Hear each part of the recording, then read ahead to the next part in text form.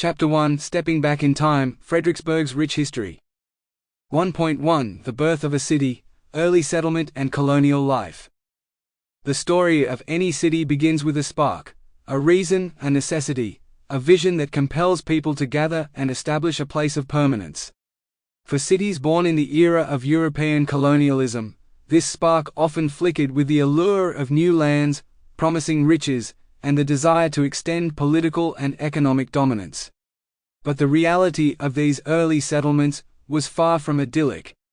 The process of building a city from scratch involved a complex interplay of factors, including geographic considerations, resource availability, the nature of the indigenous population, and the motivations of the colonizers.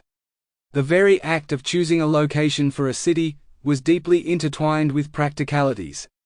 Coastal locations often served as natural gateways for trade and exploration, facilitating the movement of people and goods. However, accessibility to fresh water, fertile land for agriculture, and resources like timber for construction were also crucial. This careful consideration of the environment laid the foundation for the city's future development, shaping its layout, architecture, and even its social fabric. The initial settlers, often arriving from diverse backgrounds and driven by a mix of motivations, faced a world vastly different from their homeland. Many were drawn by the promise of economic opportunity, hoping to carve out a better life for themselves and their families. Others were driven by religious zeal, seeking to establish communities based on their own beliefs and practices. The presence of colonial administrators, entrusted with the task of establishing order and controlling the flow of resources, further complicated the social dynamics of these early settlements. The relationship between the colonists and the indigenous populations was a complex and often fraught one.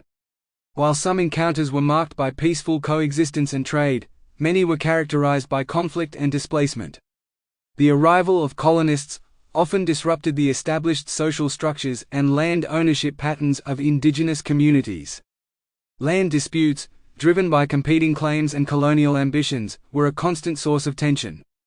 This tension was further amplified by the introduction of European diseases, which decimated indigenous populations and weakened their resistance to colonial expansion. Despite the challenges, the early settlers managed to build settlements that eventually evolved into bustling cities. The process of urbanization was slow and arduous, marked by a constant struggle against the elements, disease, and the challenges of establishing a self-sufficient community. Early city planning, often influenced by European models, focused on creating. Sample complete. Ready to continue?